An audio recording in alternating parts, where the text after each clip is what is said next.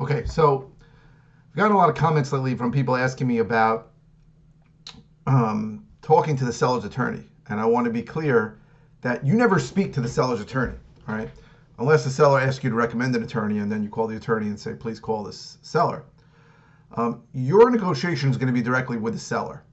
Now, all the issues that we have in New York, the assignability, the size of the deposit, and the showing the property, right? Which these are things that are specific to New York that come up. Um, you need to plant those seeds in the seller's mind before he speaks to an attorney. But once the attorney gets involved, their attorney is going to speak to your attorney. Most sellers' attorneys won't talk to you anyway. Um, it's an uppity thing, like if you're represented, I have to speak to your attorney. So those seeds need to be planted in the seller's mind before he speaks to his attorney, because if the first conversation that the seller has about those issues comes from his attorney, and his attorney is not happy about all three of those issues, the attorney can possibly say, hey, these guys don't seem like good guys to sell to. This guy doesn't seem real. Now, he may still say that, but if you've had a discussion with the seller the right way and explain to him why all three of those things are really in his best interest to get this transaction closed the right way, then what will usually happen, in my experience, is that he'll tell the attorney, it's okay, we spoke about it, or maybe ask for a little more in the deposit, and that will be negotiated.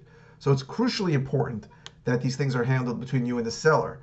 But when it's actually getting negotiated between the two parties, it's between the seller's attorney and your attorney before the contract gets signed.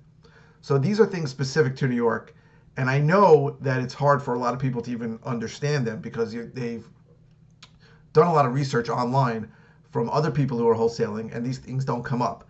And again, this is because wholesaling or rehabbing in New York is vastly different than any other state in the United States. And it's important to learn, if you're learning about it, from the few people who are actually doing it in New York.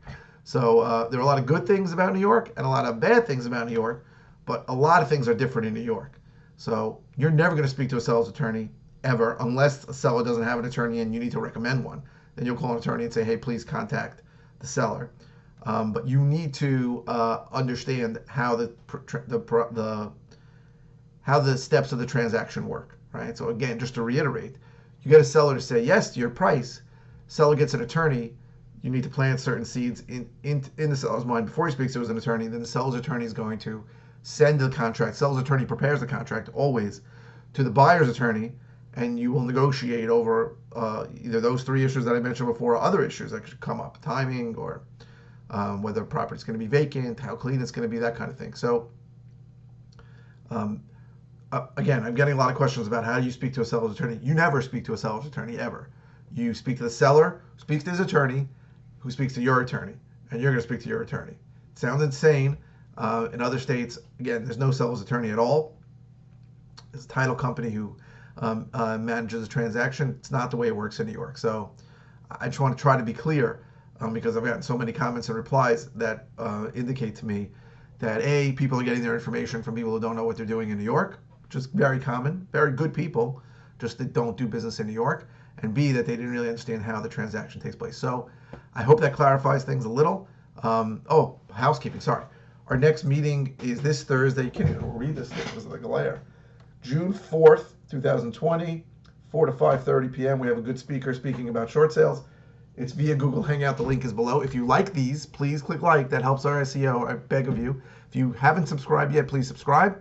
And there's a bunch of ways I can help you if you're starting out in New York or you've already done deals in New York. There's 7 ways I can help you below, and you get more information at howtoflipnewyork.com. So I hope I can help you in any way possible. But you can help me by clicking like and subscribing, sharing. Comment if you want. Comments get responded to. Pretty much everything I'm saying today has been response to comments that came through for previous videos. So again, if you want to come to the virtual meeting, it's free.